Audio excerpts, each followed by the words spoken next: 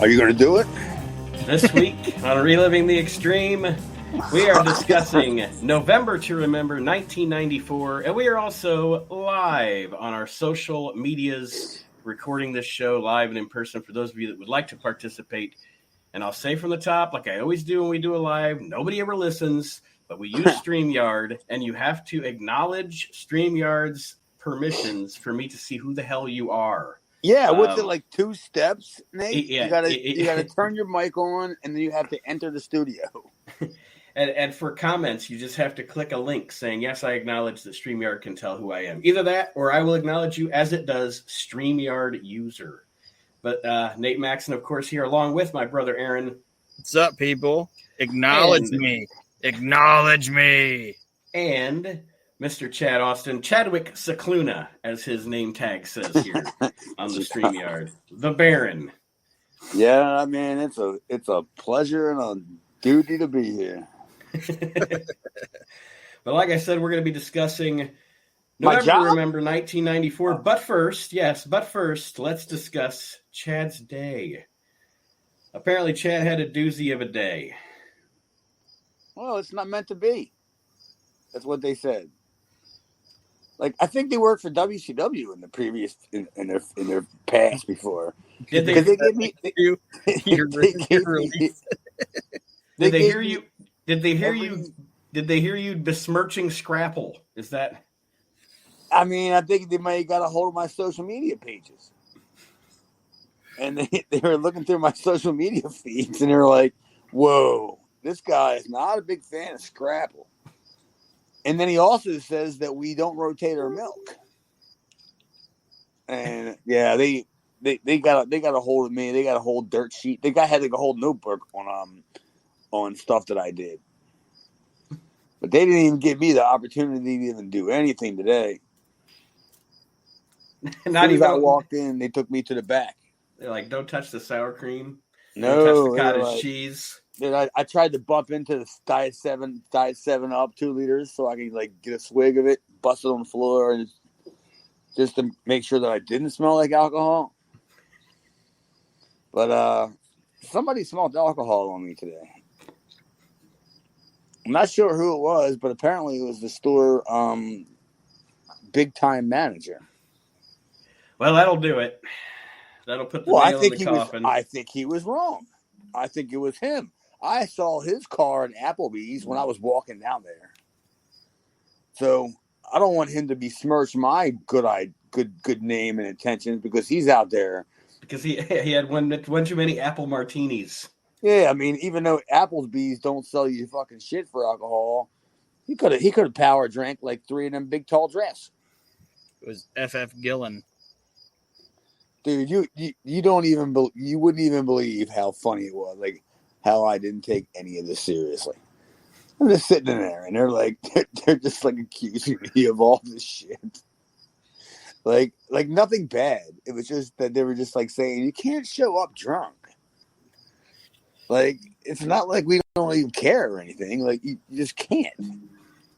And he's like, we all like you and everything, but we have our district manager in the store, and you went up to him and you're talking to him all drunk, and he could smell it. You had a miniature hanging out of your pocket, like my shirt pocket.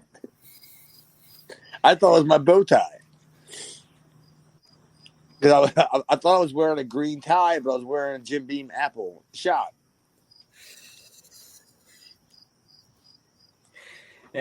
That'll do the trick. That'll do the trick. But you know what? Maybe it was for the best. Maybe it was for the best. You know? I mean, it ain't for the best for the bank account, but it's for the best for, like, I mean, I hope that guy didn't think he was hurting my feelings. You know what I mean? Like, I hope he didn't think he was like, man, I feel bad for that guy. The dude gave me a ride home. Like, dude, he's like, you know, it was a lovely party gift. You know, we're gonna terminate your career here, but I'm gonna give you I said I live 2 blocks behind here. Like I can walk. He's like, no, I insist. I insist. I love that. I insist. Like, really?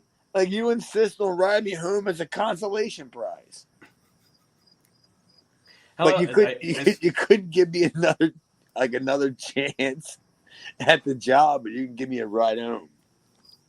I see a comment. Hey, fellows, from a Facebook user. Hello.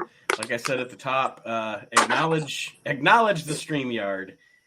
Click their little link to say who you are, to get permission to say who you are, so we can see your name. Other than that, I just see Facebook user. So, besides that, Chad, I know you're not going to miss the job, but we are going to miss the conversations about the grocery store job here on the show. It was a great chapter. No, it's never going to end.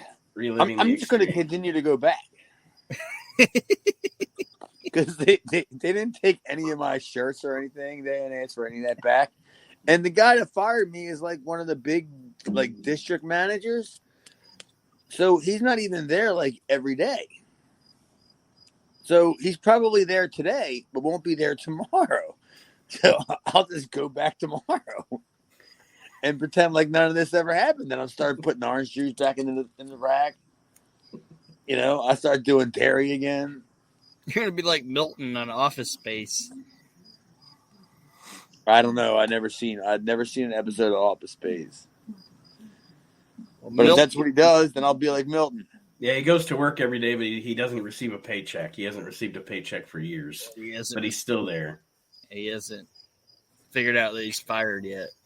Oh, I thought that's what happened when I got hired there, because I'm not sure I received a paycheck.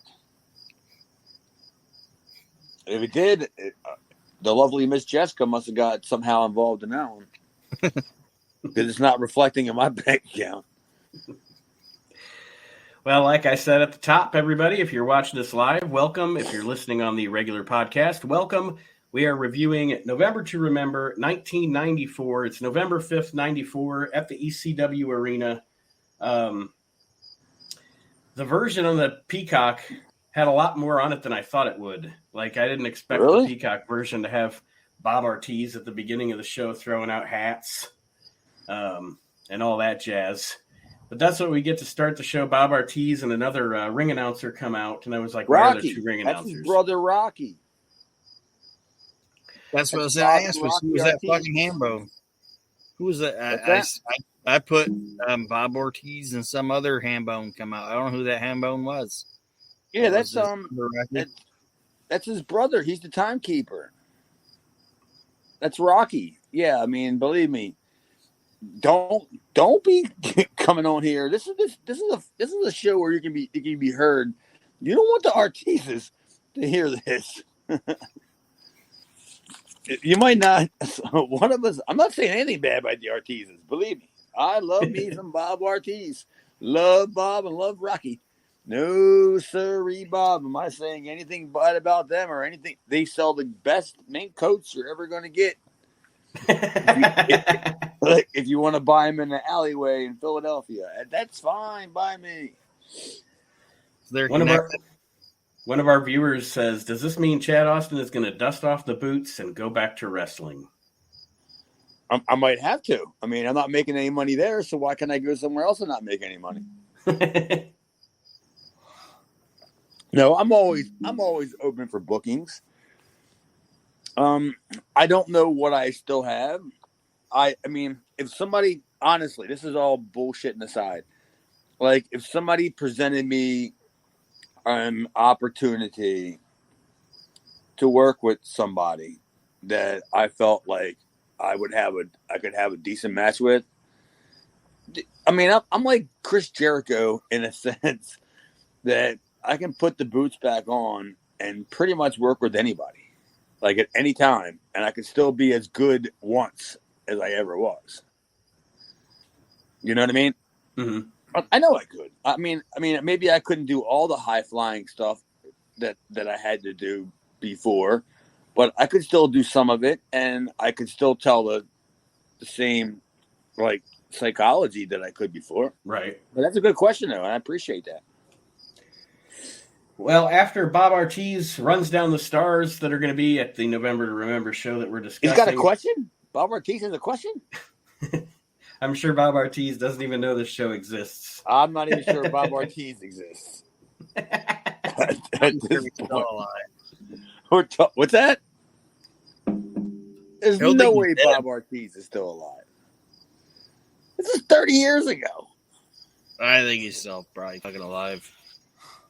He's dead. After he throws out hats to the crowd, we have a jabroni playing the national anthem on a guitar. And do you know who that was, Chad? Any idea? Yeah, he was the music guy.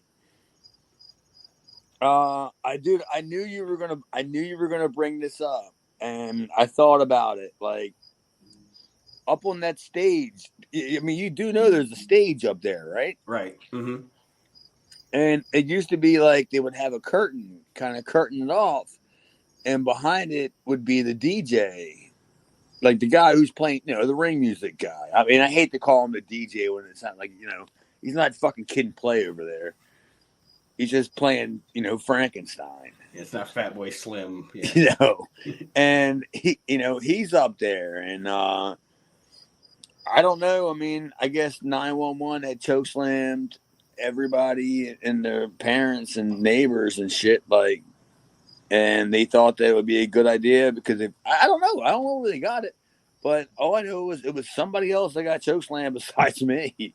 It wasn't the commentator guy from the fucking beginning of ECW, was it? Or was this? No, this was the guy who basically connects the cables, like to plug in the audio shit. Like, he's the audio guy. That's who that guy was. And as long as I've ever been there, he's been the only guy that I've ever seen do that. So, he must either work for cheap or Paul's checks don't bounce for everybody. Right.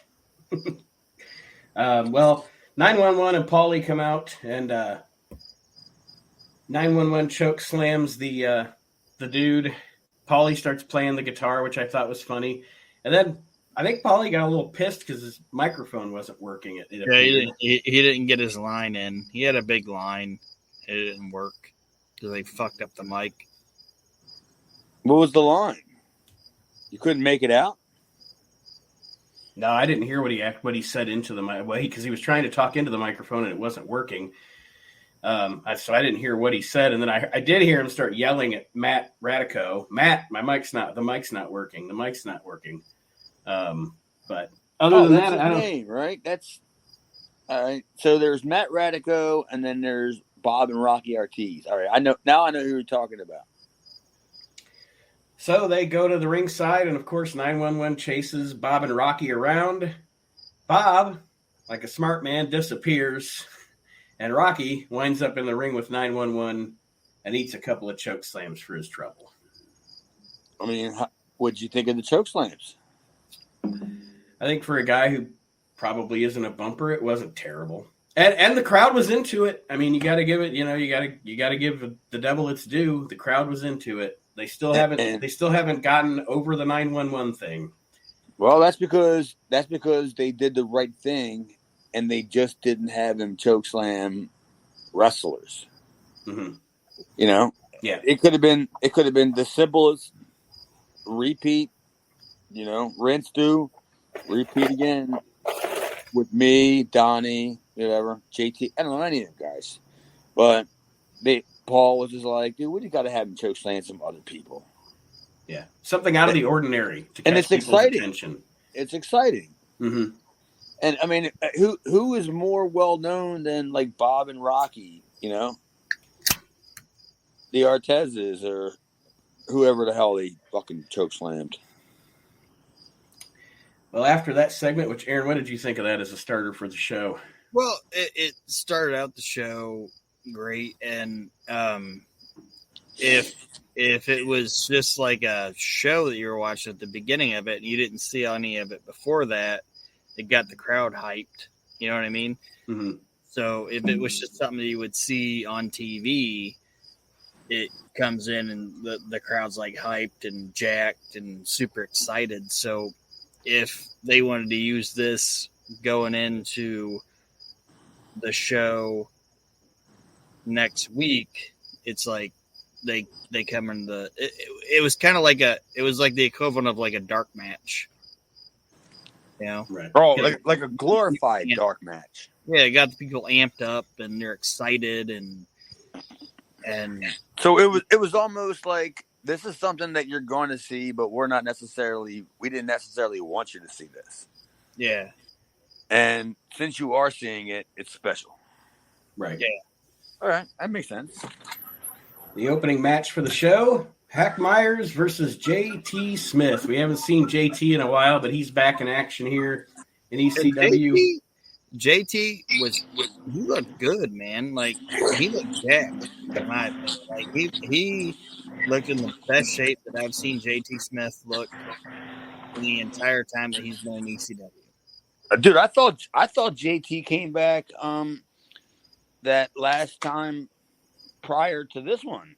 Like that you only saw him like once or twice that I thought he looked good.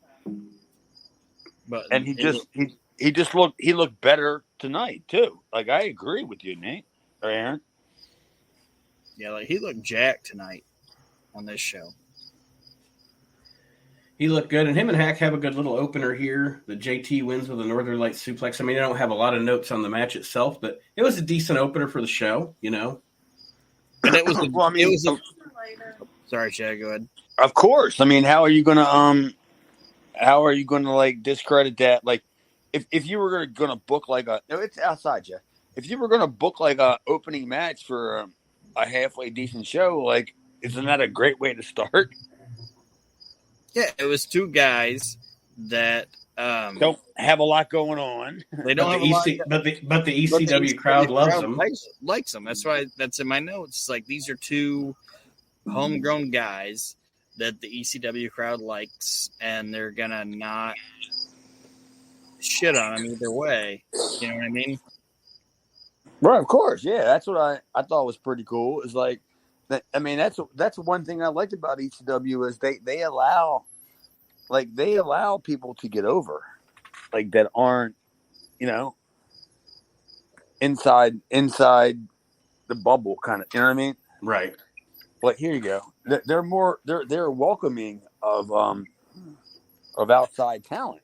Yeah, and letting the crowd, and that's one of the reasons ECW had such a hardcore fan base. They were willing to let the crowd dictate who was over. You know, they weren't telling you the story. I mean, they were telling you the story, but if the crowd caught on to somebody, they weren't going to be like, well, fuck the crowd. We're not going to listen to them.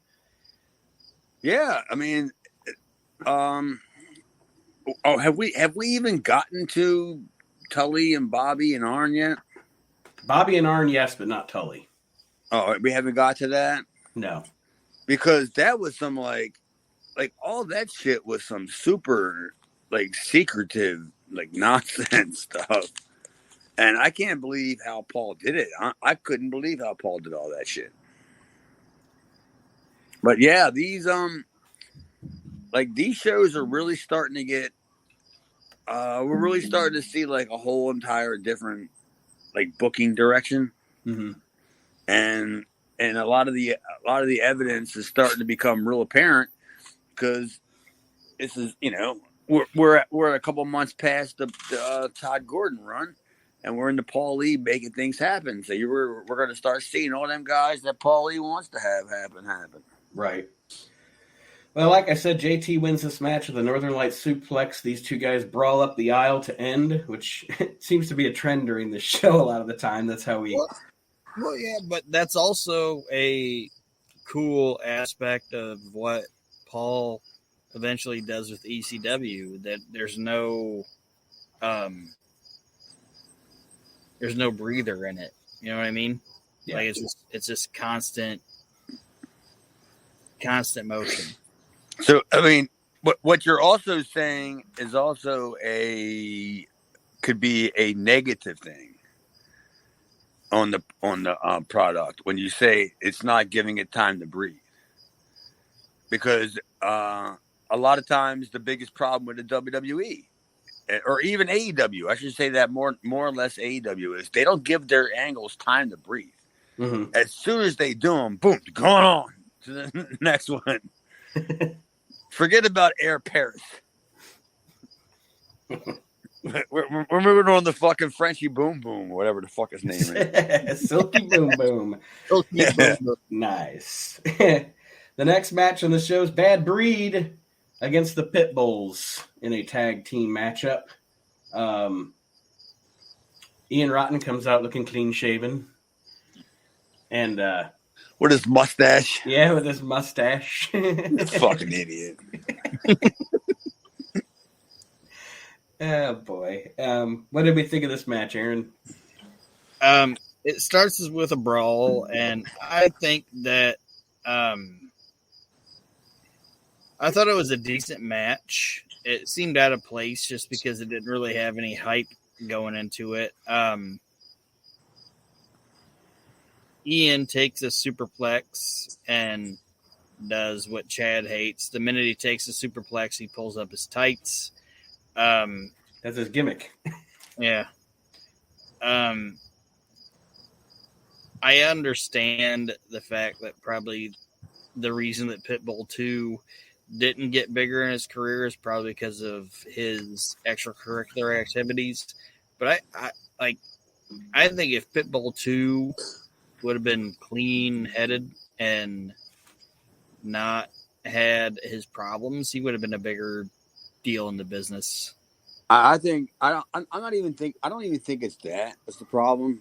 I think it was other outside activities. I don't think it was more of the hand to hand on his part. You know what that means? Like, he wasn't the actual deliverer guy. He was just the distributor guy. The middleman. El Jefe. Oh, okay. All right. Well, he's sitting at his desk like Scarface. But to me, but to me, honestly, and you guys say what you want to say. Like, I think fucking Anthony Durante looked, out of all of the ECW guys, like if I'm looking at a promotion as a mainstream guy, looking at all these people right now, it's like, Jesus Christ, I could do something with this guy. You know what I mean? Right? What company wouldn't? Yeah, well, and that's always been a surprise to me because they had both of those guys had a dark match. They wrestled a dark tryout match at the Survivor Series 1995, and how they never got hired by the WWF, I don't get it, because you would think Vince McMahon, a built-in tag team. Yeah, and you would think Vince McMahon would take one look at those guys, and they would be on his short list, but. No, I think they would be on his high list, but the whole entire time he's looking right past Gary. And he's going right to Anthony. Jesus Christ. Like, this guy is a fucking specimen. I mean, I can already see him like mapping it out. Anthony versus Michaels, Mm-hmm. Anthony versus I don't even want to say the word Austin. It could be me. But yeah, Anthony against any of the top guys. Yeah, and it's a shame. Like, they both just fucking came and went like a candle in the wind. Ryan Damon commented the original Pitbull couldn't cut a promo to save his life. No, he couldn't. He couldn't cut a promo with a knife. That guy, man, I don't give a shit how big the sheet was that had the letters on it. It could have been an eye chart. It just failed. The Pitbulls win this match with a super bomb, and then Bad Breed attacks the Pitbulls after the match with the chains and bloody up the Pitbulls, and that is that. As far as that one goes, it was decent for what it was. Yeah, it wasn't that bad. Like Aaron said, you've got perpetual motion. You got another thing going into right under the next match. There's action after the action, and this feud. This wasn't like something that they were blowing off. This was actually a feud they're kicking off on the show. They were trying to. I just don't know where. I just don't know if Axel and I mean, this is the God's honest truth. I just don't know if Axel and Ian could have garnered enough heat like to get behind it, and I don't know that Pitbulls were the number one guys to like try to carry that. You know what I mean? Like that kind of heat. Right. Like could they carry that position? And apparently, I don't think they did. And I don't think the Bad Breed, because the Bad Breed was already on their last leg at this point anyway, let's be honest. I mean, it's only, a couple months away before they break up? Yes, it's coming. The next match on the show is, unfortunately, proof that Matt Bourne didn't last very long in ECW. We've talked over about a month or so now about how great he was for his little stint, but it is over. Because this was originally, if you remember, billed as going to be Scorpio versus Born Again. Instead, it's Scorpio versus the Roughneck, Mr. Hughes. Of course it is. That was actually that was in my notes. I was like, was I drunk and forgot that this was supposed to be? all of a sudden, they just showed you a Cabrini College match of Mr. Hughes, and they just wanted you to be like, "Yeah, look, it's Mr. Hughes." Big cat. I did put good job, Joey, for bringing up The Undertaker since Mr. Hughes can't here. He did bring up Mr. Hughes and The Undertaker, did Joey. This match was, it was what it was. It started out slow. Hughes dominated most of the match with Scorpio kind of fighting from underneath. So it was a big man versus, I'm not saying Scorpio's not a big man, but you know what I mean. Versus the babyface, and the babyface kind of fighting from underneath. It wasn't bad. No, it wasn't bad at all, man. I mean, these two guys were clearly some sort of friends, outside of the business. So I'm sure they probably worked before somewhere down in probably, Georgia, independent, Mm-hmm. Or Tampa. They probably worked together before, and it was just another day for them, I guess, at the office. That's the way I looked at it.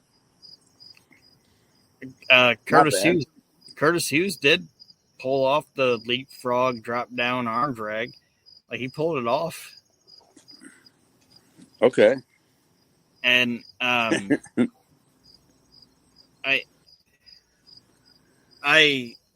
think this about Curtis Hughes, like, he necessarily didn't work at all in the WWF. Like, it didn't work when he was there. And in WCW, it worked when he was like Luger's bodyguard or whatever. But I think Paulie got the most you could get out of fucking Curtis Hughes in ECW. Like, he worked in ECW. You know what I mean? Like, the character. Mm-hmm. You're right. I agree. Yeah. I mean, totally. Like, he didn't do anything. All he was the urn. Facebook user. I don't know who you are because you didn't give him but Facebook user says, I'll be at a show with Mr. Hughes later this month. Remember this, Facebook user. Hey, wake up. Yeah. He'll just fall asleep, apparently. But yeah. Why? Is Mr. Hughes dead? Nope. Oh, he's going to be there? As long as he has his diabetes medication. Diabetes? Well, Scorpio wins this match kind of with a splash out of nowhere for the win. And then Mr. Hughes beats him up after the match. Scorpio hits him with the kiss that don't miss and hits Hughes with the chair, and then they brawl to the back. Once again, brawl to the back. Like I said, it's kind of a trend during this show. That's how we get people out of the ring at November to Remember. They brawl up the aisle to the back, but again, it's ECW. It's something different. Mm. But like I said, I thought this was a decent outing by these guys. They put on a fine little match here. It wasn't nothing offensive. And you said a fine little match. It was a fine little match. Like you're a promoter, and you're like booking a show, and you're like, that was a fine little match. Good job, guys. It was down the back. I got plenty of hot dogs over here. It was plotting and boring. Are you guys hungry? They're even Nathan's. They're good. They're the good hot dogs. You want to go to the pay window? It's right over there. It's that big window where the lady's shoving out like hot dogs in aluminum foil. That's the pay window. We got some Patterson hot dogs back there. Just Some go eat them. Mitchell weenies. Some Mitchell weenies back there. Got some Archie Mitchell weenies. Mitchell wieners back there. Oh, geez, oh whiz. Not even 24 hours removed.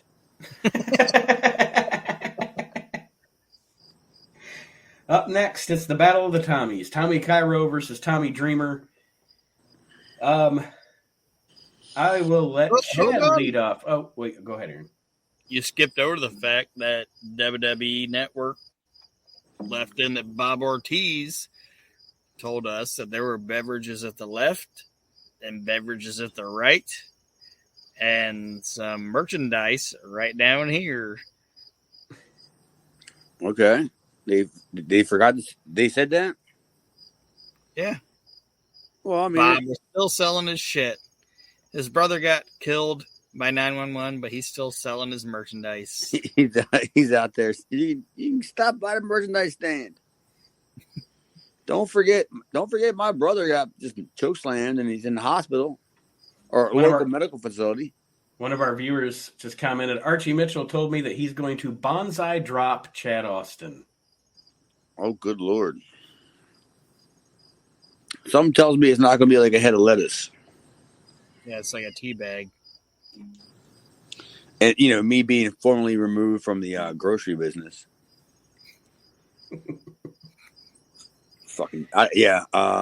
No, Archie Mitchell's not going to. He's talking about the trivia or like in general? I don't know. It's vague. I'm assuming during the trivia, which that's going to be fun. Oh, yeah, it's going to be a doozy because I'm sure that this guy's a fucking nerd. And he's going to know, like, how many times Shawn Michaels was Intercontinental Champion. All right.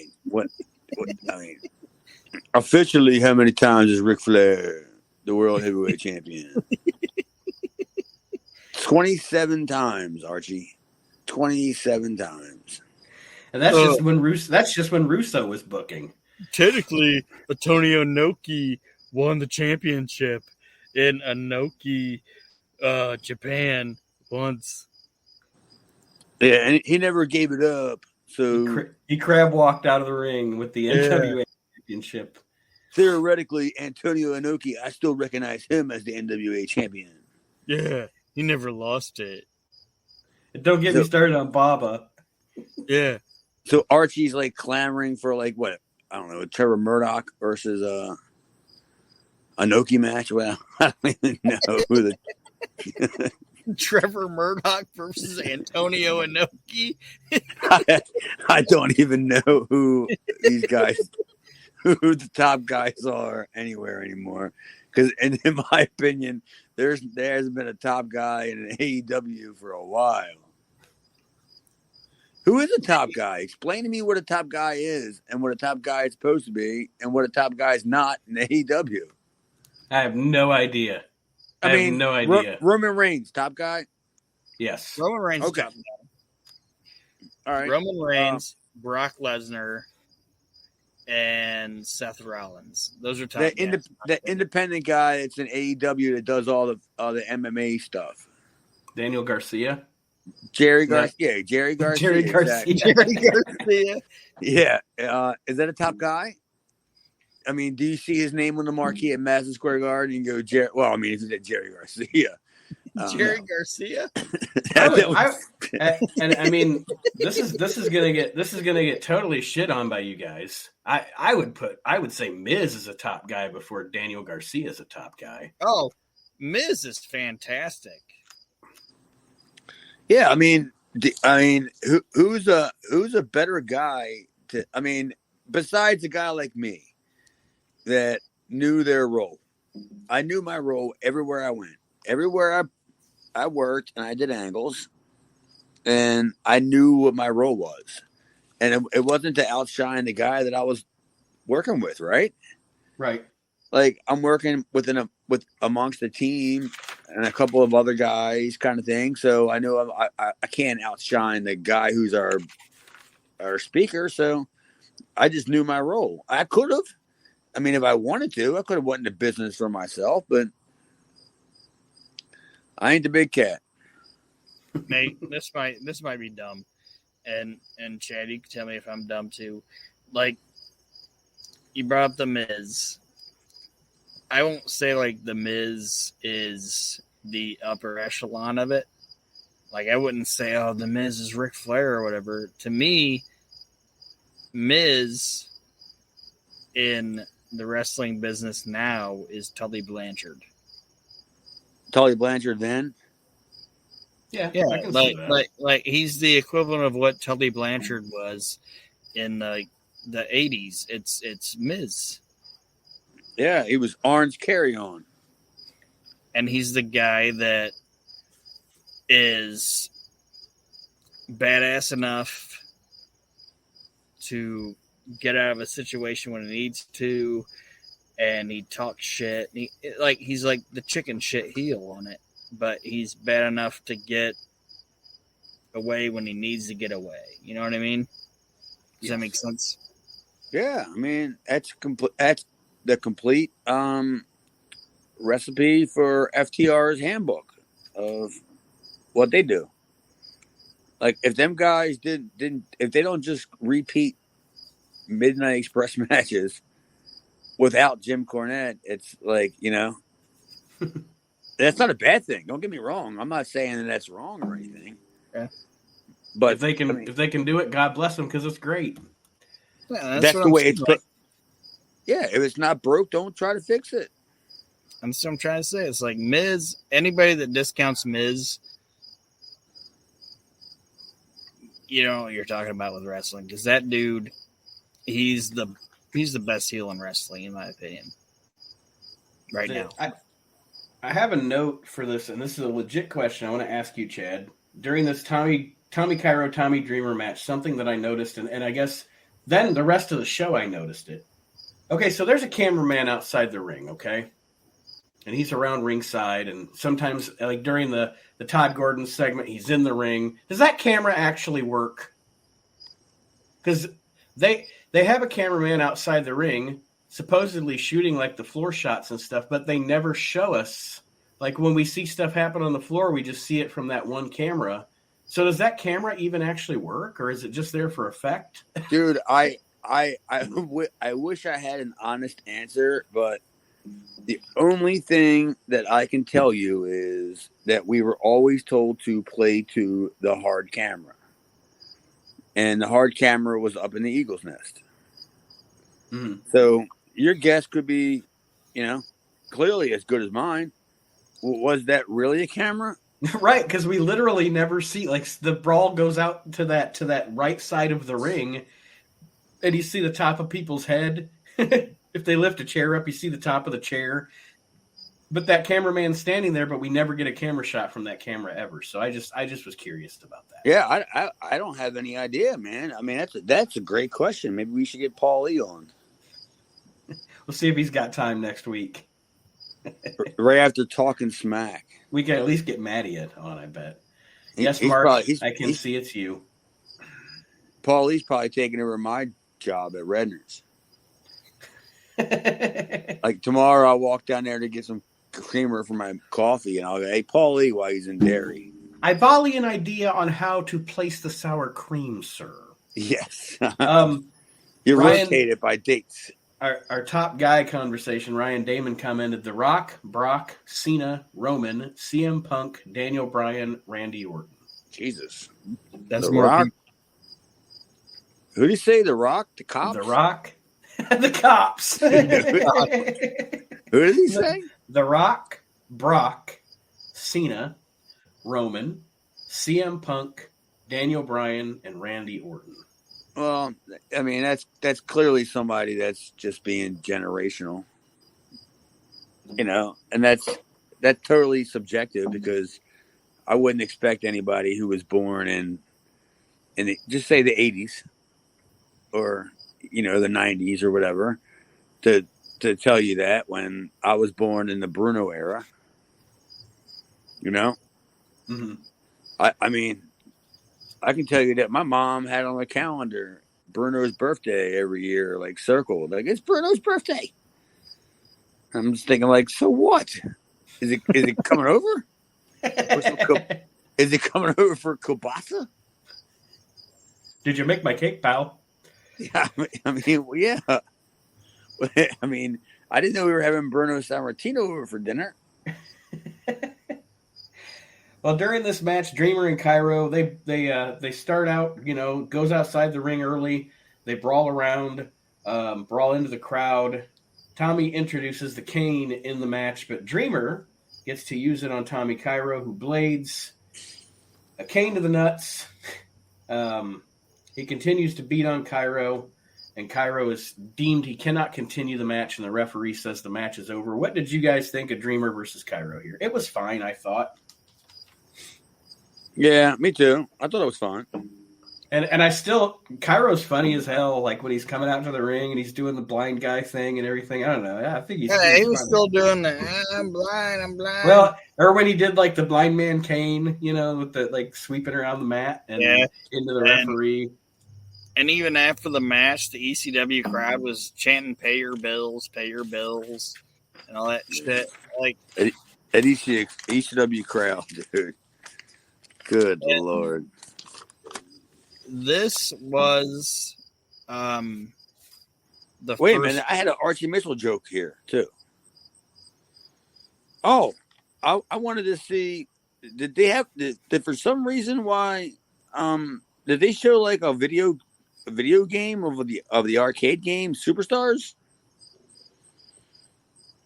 Like in a package or something? I didn't see that. Oh, because I wrote I wanted to see Archie Mitchell in Superstars. Like, I don't know if that was the game or on WWE. Was it an advertisement or something? I don't know, but I could just imagine Vince McMahon hyping the show. We have Doink the Clown, Doink the Dumpster Josie, Archie Mitchell. Yeah, I mean, and dark, so but they must dark.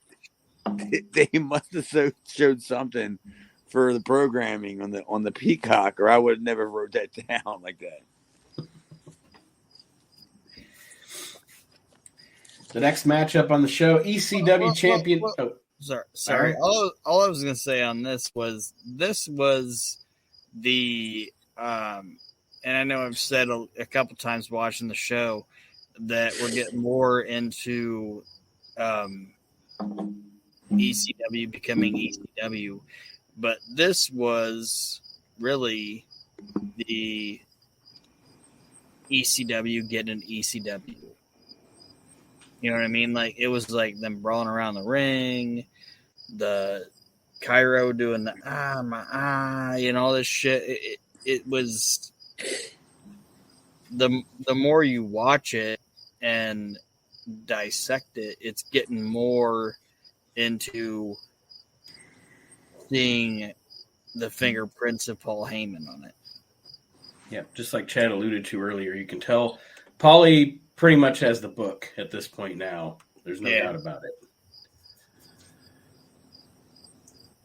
The next matchup is Shane Douglas, the ECW champion, against Ron Simmons. Funny that Ron Simmons healed on the crowd, so we really don't have a baby face in the match. I thought that was weird. But well, he didn't heal on the crowd. The crowd healed on him. Yeah, the crowd healed on him, didn't they? I know they did after he said Philly was a dump or whatever. I mean, he was kind of going off on Philadelphia. What do you think? He's going to come out to a glowing review? I think he worked the room. I think Ron worked the room. Philly's a dump. Yay! I don't think that was going to happen.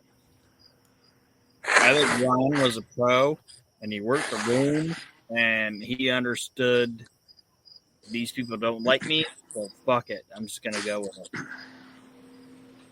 Right, of course. And I mean, and Ron Simmons has been around, at this point, he's been around for a solid 10 years. 94. Did he start in 85? I mean, I guess you could technically say that. Yeah, I mean. So, 9 years at this point. And he's been the top guy in WCW at one point. Wait, is that our listeners in the background? Archie Mitchell's here. He's commenting. Is Chad being filmed on the ECW fan cam? All I hear is crickets. That's Aaron's. That's it. Those are my fans. They call me Buddy Holly. Aaron, what did you think of the Douglas Ron Simmons match? Your commentary on this? It was lackluster. I didn't enjoy it. I just think it was just they didn't work well together in this match, in my opinion.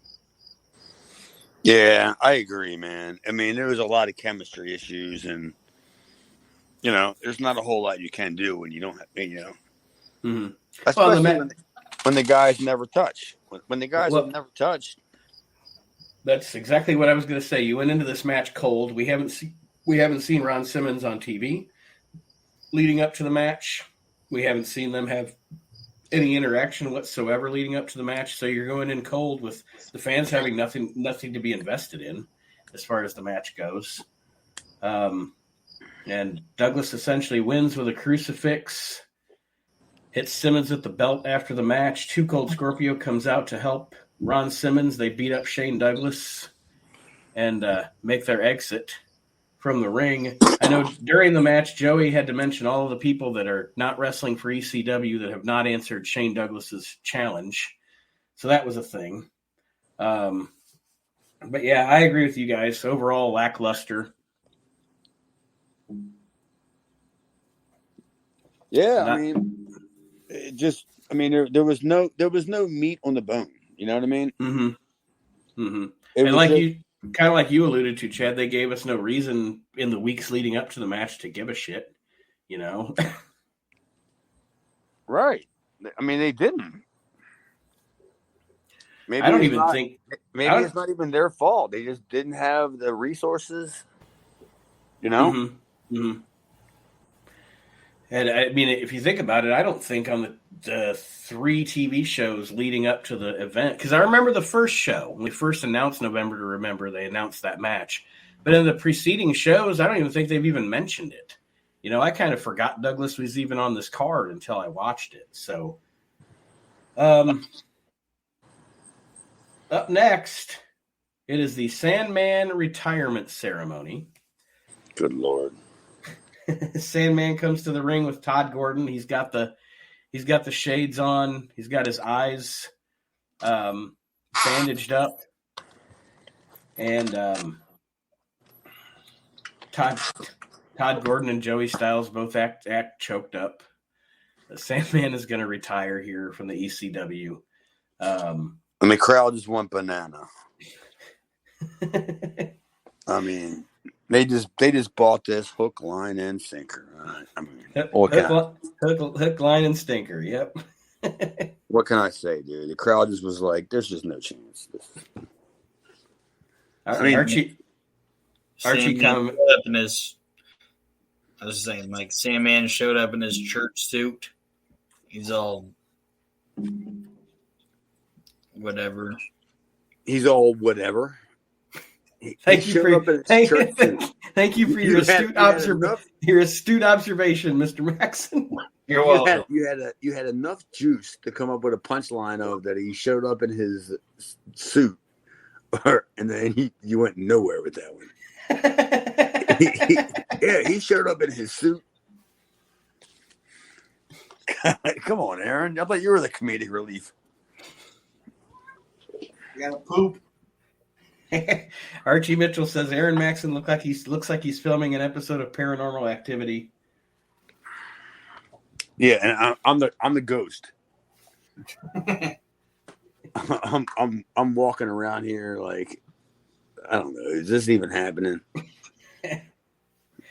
I guess the whole entire thing I take away from anything that Ron Simmons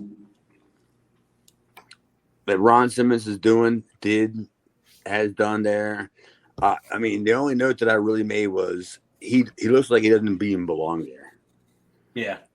He's completely in a different league than the rest of the guys are. Mm-hmm. he looks professional.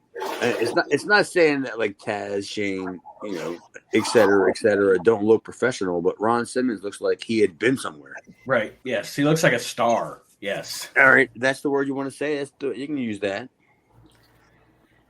During the Sandman promo, he talks about Tommy Cairo, Tommy Dreamer, Nancy. I love the fact that he said, "I lost my broad." He kept saying, "I lost my broad." And he's talking obviously about losing Peaches. And then Peaches reemerges on ECW with new tits. And here she comes out to speak to Sandman. With new tits. Here's my new tits. Yeah, pretty much. Fresh fruits. She's got some fresh fruits. Does Peaches. And all right, so how do you think that worked?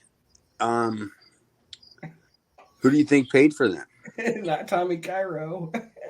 I mean, because how long was Peaches there afterwards? I'll wait. Probably Bob Ortiz. Bob Ortiz. Bob Ortiz paid for Peach's tits. Then why wasn't that an ankle? I'm the one that paid for these titties at the ECW arena. Ladies and gentlemen, we have beverages over there, and Peach's new titties right down here. And look at these titties. Ladies and gentlemen, in the corner to my left, these titties. Like Sandman don't even get an introduction. After these titties, like, and this guy.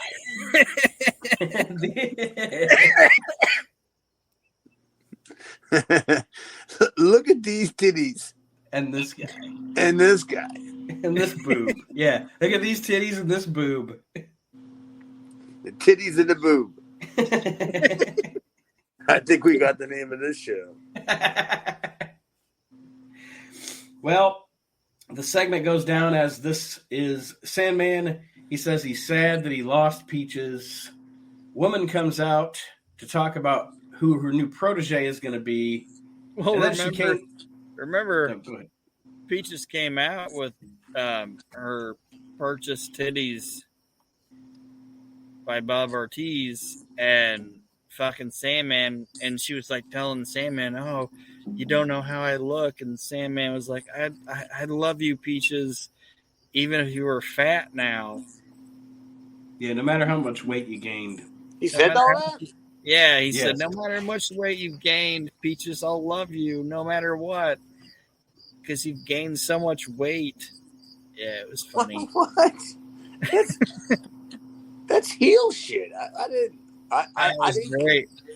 Sandman is healing this shit up. Fantastic.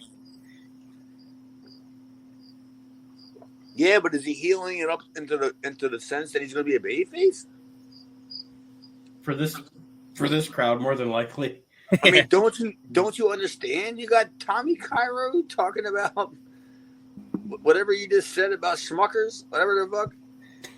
Like, he hasn't had his peaches and shit, and and then how would you expect a guy who's married to that lady, you know what I mean, to react?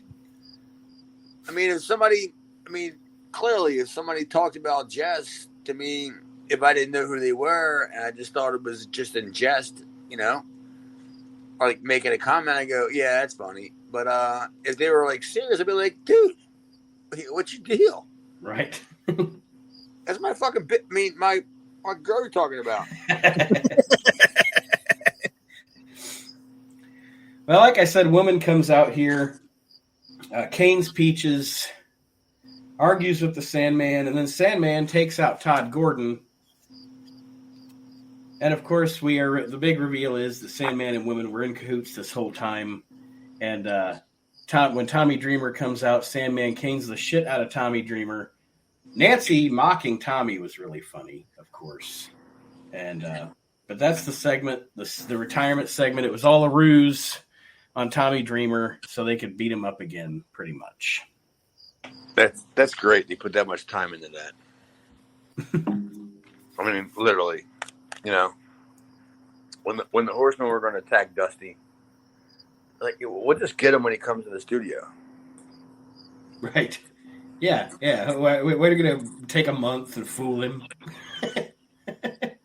Yeah, it's going to be a 4-week plan to fool this idiot, Tommy Dreamer. Well, I really enjoy this angle. And I know it's like what you guys are saying, like it's silly, it's like a couple week angle or whatever, but this is the first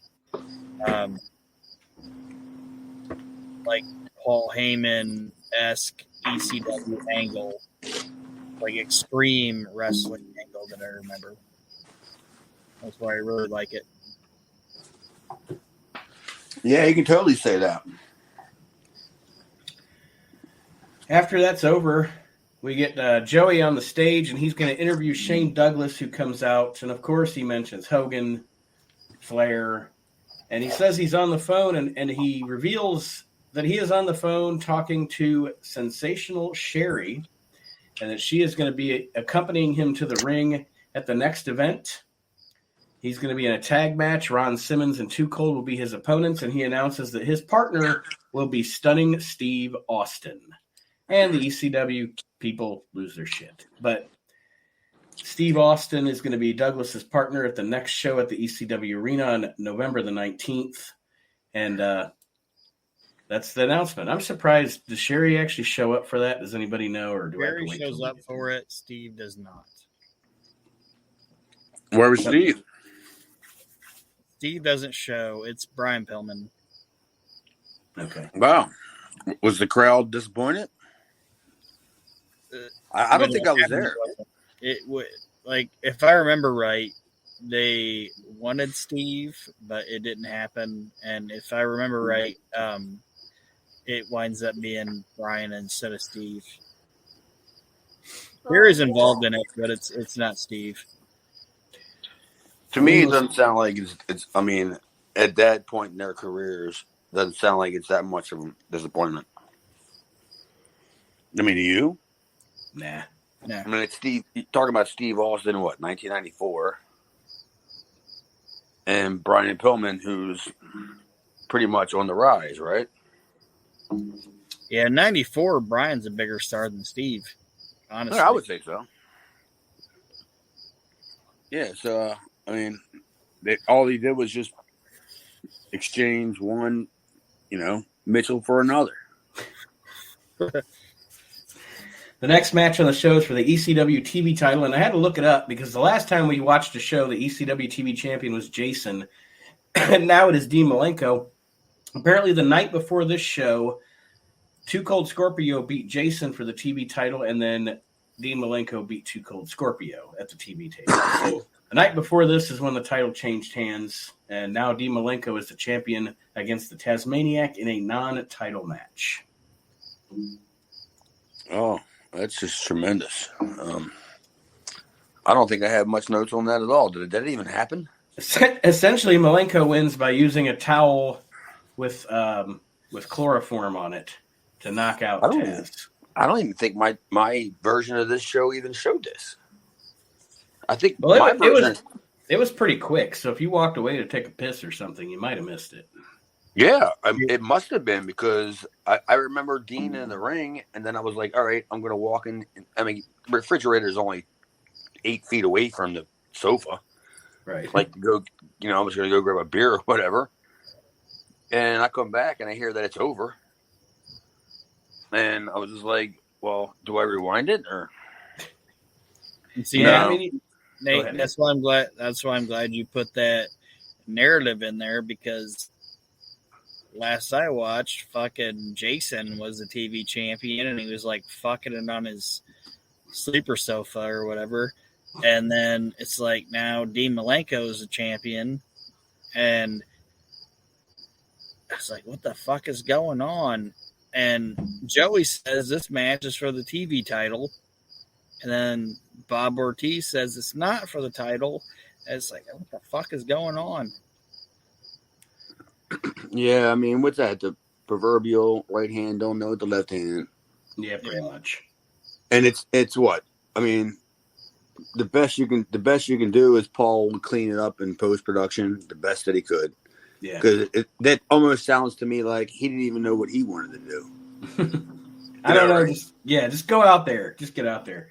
The most effective thing about this whole deal was after obviously Taz is quote unquote out cold because of the chloroform. They do the smelling salts, and I loved him like just waking up and suplexing the referee like a madman. That was fun. But like I said, this was short and sweet, and I don't think this feud is over between Dean Malenko and the Tasmaniac. The next match, the Public Enemy and the tag team champions, Mikey Whipwreck and Cactus Jack, in the Brawl game. If you get one of your opponents down for the 10 count, the Bat gets introduced into the match, which they showed us the Brawl game match between Public Enemy and Bad Breed last week on the show that we kind of mocked, but I guess it served its purpose by explaining the rules to this one. This was fun. This was a fun brawl. Yeah, I didn't even waste my time writing even any notes on this. I was like, this, it is what it is. And it's, I mean, Ian pulling up his trunks for 10 minutes. I mean, I can't believe Paul didn't bring it out there. Why don't you find some trunks that fit you? Yeah, especially with as much as like attention to detail he is. You would think that something like that. Well, that was Axel. That was all Axel's doing. Like, I know the lady that made that outfit for them, and Axel's the one that designed it, but Ian just didn't wear it. It's muffin top. You know, he's all roughly in the middle, and it just didn't work for him. Like he gets slammed. Like I never thought about getting slammed in a street fight, and I gotta pull up my pants. You know, I'm fighting a guy outside of a bar, and the guy like grabs me and slams me. And I go, "Oh, hang on a sec. Hold up, my ass is hanging out." Yeah. Yep, I gotta pull up my pants. It's just one of them things that just it's as a wrestler, quote unquote worker. It's one of them things that just it just gets to me. You know what I mean? Like I hate that. Mm-hmm. You can do it at any other time, but not after you got superplexed or super bombed or whatever. It put through 4 tables, fire. Yeah. Yeah. The first thing you think of is putting your ass back in your shorts. Forget these 3rd-degree burns. Yeah. People can see my cheeks. Yeah. This is PG. Archie Mitchell says, Chad Austin, you didn't wear pants. I didn't. I didn't wear underwear either. I don't know what he's trying to say. Is he trying to say I went to the show naked? Your wrestle falls out. Aaron, your comments or notes on this this match here? The PE, Mikey Whipwreck, Cactus Jack, base brawl match or whatever you want to call it. This one was really fucking good. I liked it. This was a ECW style match, and saying they brawled all over the arena. They pulled out everything. They went up into the Eagle's Nest. They did all their shit. They even injected a future feud between Sabu and Public Enemy because Sabu got mad when Rocco was going to use the tables and all that shit. I really enjoyed this match. Yeah, it was good, dude. It really was good.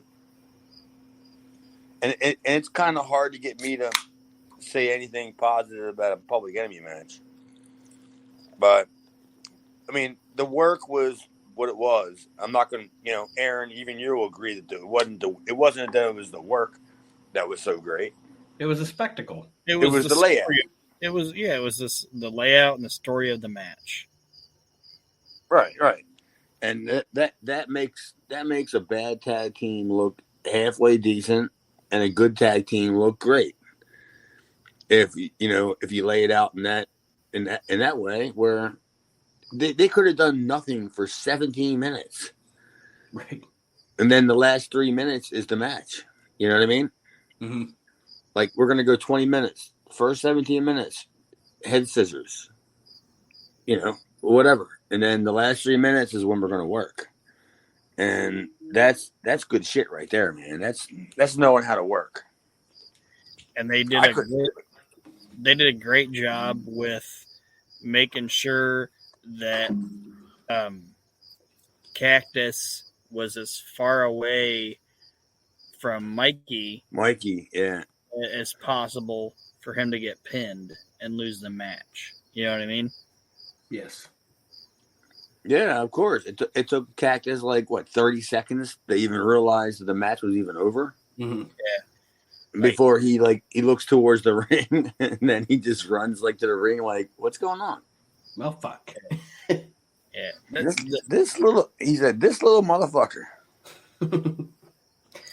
This was a well produced fucking brawl. It was almost like the it wasn't as good as, but it was almost like the Memphis concession stand brawl. Oof, that's a tough one, Val. I know. I'm not saying it was good as I'm not saying it was good as it, but it was the same principle. The same principle. It was good like it. Mm-hmm. Yeah. Well, like Aaron said, Public Enemy pins Mikey, wins the tag team titles back. Then we have Todd Gordon come out to hype the next show. He hypes that Sandman versus Dreamer with Tommy Cairo as the referee will take place.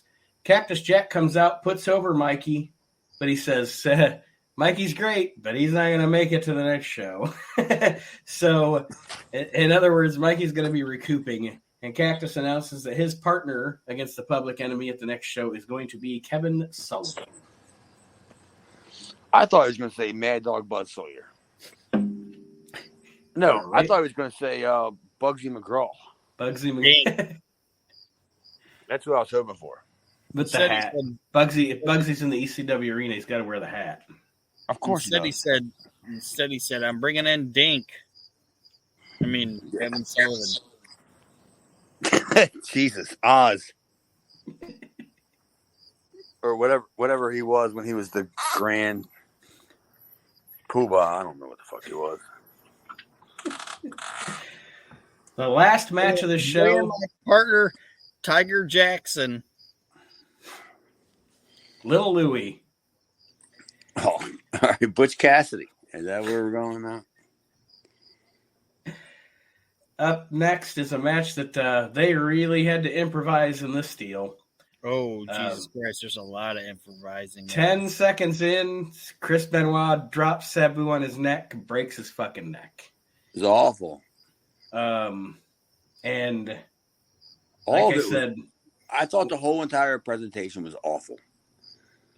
I mean, I don't know. I guess that's the only, angle they caught was that one angle, which is the only one you really need. Right.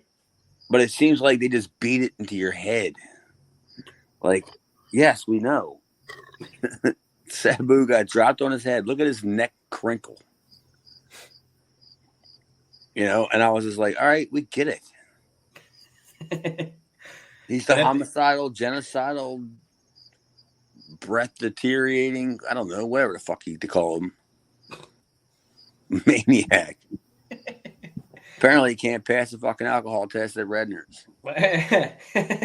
I know at this very moment though, there is as this goes down, like I said, they're really having to improvise. They have 911 go into the ring. with Benoit, but of course Benoit says I didn't sign to wrestle 911. 911 chokeslams Benoit and pins him. But like I said, they are in panic mode at this point because your main event just ended in 10 seconds because one of the guys got his neck broken. They wind up sending Too Cold out to challenge Benoit, and they have a little match where they have a double count out, and that is pretty much how we end the show. But how else were you going to do it? Yeah, I mean, you got. What are you going to do? You got to. I mean, Sabu's obviously not going to be able to continue. I mean, how many shows have we talked about in the past where the lights turned down, and it wasn't even on purpose. The lights just turned out. Like there was a power out, and Paulie just goes, "Everybody go to the ring." Like this was that kind of same thing. Mm-hmm. Yes. Oh shit! Get out there. Let's make something happen. Yeah. To get these people's attention off the fact that shit just went sideways. I mean, Benoit and Sabu. I mean, people were. Wasn't it? Is it me or did Corluzzo was the one that booked that match first? Right? I think so. Yeah, I mean, if I have my facts straight, I think Corluzzo booked that match about 2 days before they were booked at the ECW arena, and I have it. I'm sure I have it, but I think that the guy doing the commentary said that that's the first time that they've ever touched. You know, and I was like, "Oh, this should be good," but it wasn't. And even the Bird Watcher, my buddy the Bird Watcher, he even said that, man, that first Sabu Benoit match was kind of tough to watch, and you know, he watches everything like through a microscope. But just, I guess, mesh of styles, poor mesh of styles. You know, Sabu's sloppy, Benoit isn't. Well, obviously Benoit can be sloppy because he broke Sabu's fucking neck. But I'm just saying. Yeah, but I don't think that was Benoit's fault. Right. That's what I was going to ask. I didn't want to. Hold on just a second before you say it, Aaron. Archie commented, Chad should have replaced Sabu. Who'd Scorpio ever beat? But anyway, Aaron. Anyway, Chad, I was going to ask, in that situation, watching that move, was that Chris's fault or was that Sabu's fault? It was Sabu's fault. I think, in my personal opinion, I think Sabu was trying to take like a unique bump because that's one of the things that I've learned from like Sabu. Like not actually like stole directly from him, but I kind of learned like when somebody gives you a backdrop, I've never agreed that everybody should land the same way on the backdrop. And I always try to like land on my head or you know, pseudo land on my head. You know what I mean? Yeah. Like make it look like you land on your head kind of thing. And I think Sabu and Benoit tried to do the same thing, and I mean, it wasn't good. Put it that way. That neck, you know, oof. Yeah, that was not good. And that's what I thought. Dogs in? What you got going on over there? That's the way I always thought about it when I watched it. It was like I don't think it was. And now that you said it was Sabu, when I watched it, it's like once Benoit released him, it was just like, well, you're in on your own now. Yeah, you're on your own, buddy. Yeah. And then, like I just said, Sabu's always been known for he likes to take them little fucking, you know, sideways bumps, and that's great. I appreciate that because that's what I took from him. You, like I said, you don't take every bump the same way or don't look routine. And he never did it, but yeah, he just did the wrong thing at the wrong time against the wrong guy. I guess. Well, overall, guys, what do we give as a grade? I guess we'll go with grade for November to Remember 1994.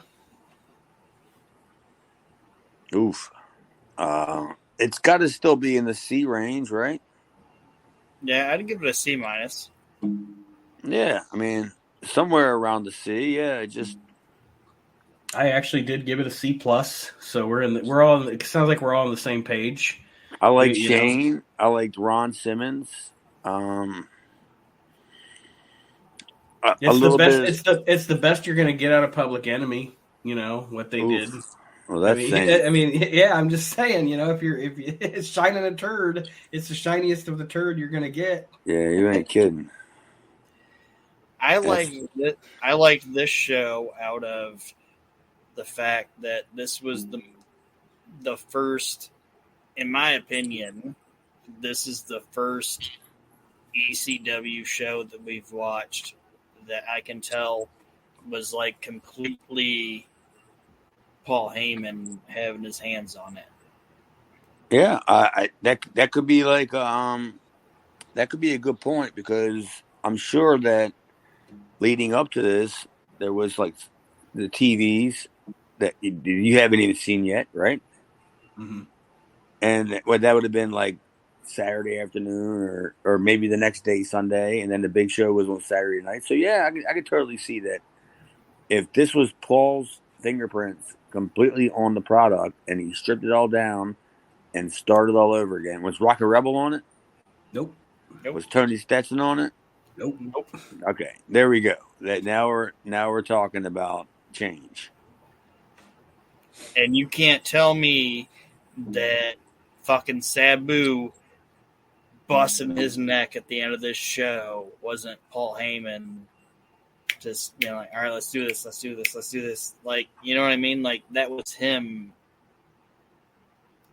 pushing people out there. You know what I mean? This was a complete Paul Heyman pushed show, in my opinion. Of course it was. Yeah, I mean that's the way Paul ran that shit. He don't give a shit what you just saw 13 seconds ago. Yeah. He wants you to remember what you just saw right now. On to the next thing. Yep. And then it's after you just saw that, then we're going to send out 911. And then after you just saw that, we're going to send out, I don't know, Public Enemy. You know, we're just going to just keep sending them out there. And then all you're going to do is just keep popping. And we're not going to give you enough time to shit on it. Yeah. That seemed to be like the recipe for success for Paul is don't give them enough time to shit on the stuff. No matter how good or how awful it was, it's on to the next thought. Just go. Keep moving. Dude, Hack Myers, how long is your entrance? It's like a minute and a half. Can you do it in 60? And it's like, what do you mean? Can you get in? You can get the fuck out in 60 seconds. Yeah, I mean that's a recipe that works on live television even to this day, right? Yes. Like they don't want you to, remember the old Monday Night Raw Manhattan centers like Tatanka, like Razor Ramon, like the Bushwhackers versus the Repo Man and Damien Demento. Yeah. For 20 minutes. Yeah. Yeah, and then how did that work out for them? Steve Lombardi painted like a baseball. Abe Knuckleball Schwartz. That's it. I couldn't remember Abe Knuckleball Schwartz. That's Abe Knuckleball Schwartz. That's why I'm going to beat Archie Mitchell in the fucking trivia game. Because I know more about Mike Boyette and Steve Cox. Boy, do I know a lot about Steve Cox. Do it to it, Cox. I got some videotape that you might want to see.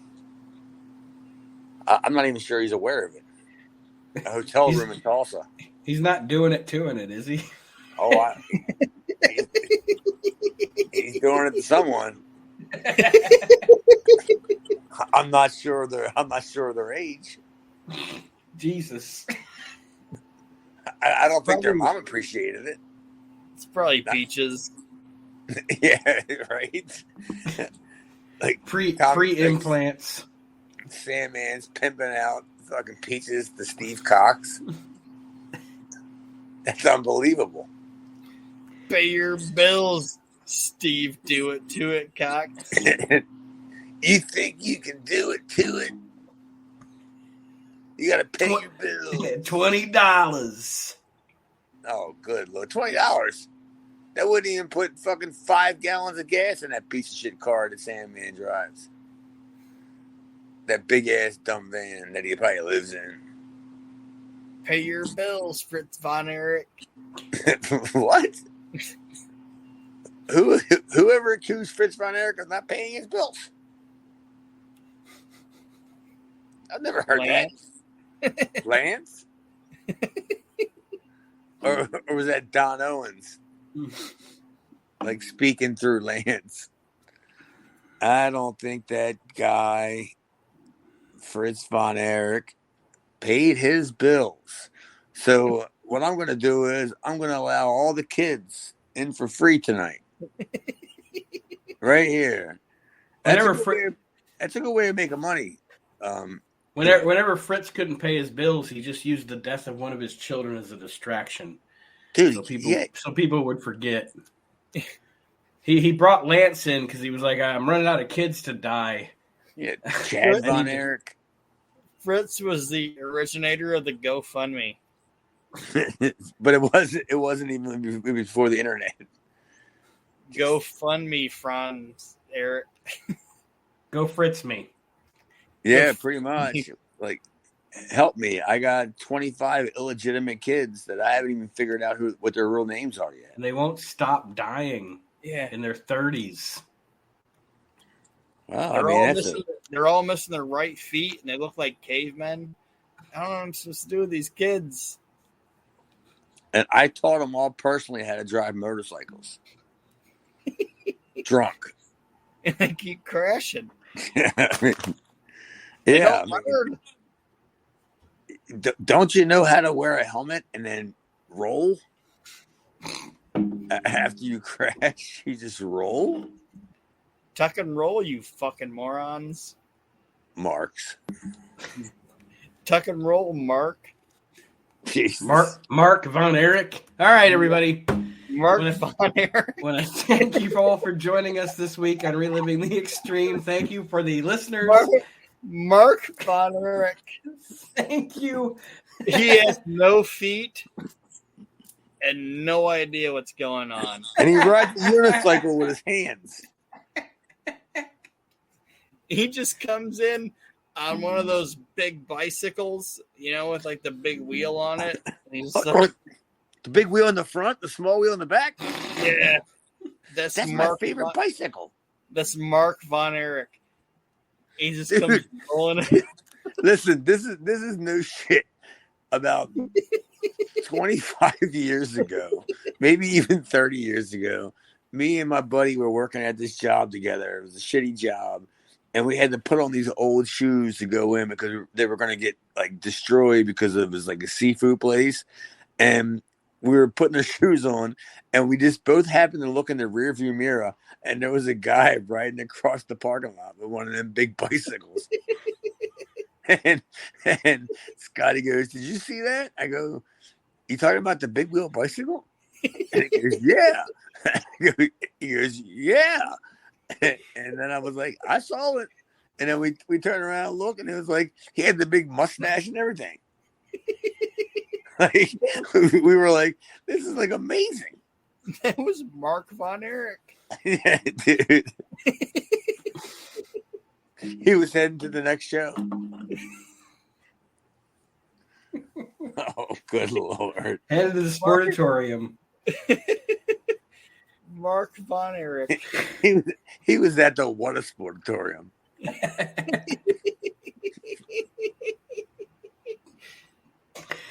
Oh, shit. Aaron, any parting words for our listeners? No. All right. Chad? Yeah, just happy holidays. I'm sure there's got to be some Jewish thing going on somewhere. Actually, hold on. I saw this thing today. For those that celebrate, have you ever heard August 8th? So it is not the anniversary, but for those that celebrate, say the week anniversary. August 8th, 2004, over the Kinsey Street Bridge in Chicago, Illinois, a tour bus belonging to the Dave Matthews Band dumped an estimated 800 pounds of human waste I heard about this. from the bus's septic tank onto a passenger sightseeing boat on the Chicago River. That was a couple years ago, right? Yeah, August 2004. Yeah. But for those that celebrate, that can be our holiday. The Dave Matthews Band Chicago River incident. The Dave Matthews Day of Decadence. So they just dump their music on people? Shut up. They're a great band. But anyway, they dumped 800 pounds of shit on a tourist boat in Chicago. Dude, have you ever seen one of them trucks like unload that shit? Yes. Dude, if that one valve is a big deal. You unload that valve, you know, it's a shitstorm. Literally. It just comes running out, and you're just like, oh my god. All right. Anyway, thank you for joining us this week. Thank you for joining us in podcast form. On August 10th, 2000 what? August 8th, 2004. Let me sign off. August 8th. Thank you, We didn't have everybody. any guests. We didn't have any like questions or anything. Music on the people's music. Just comments on the Facebook. Thank you for those of you that watched us live. Thank you for those of us listening to the podcast. Those of us. Yeah, we're the only ones that listen anyway. But thanks for joining us, everybody, on Reliving the Extreme. We'll see you next week.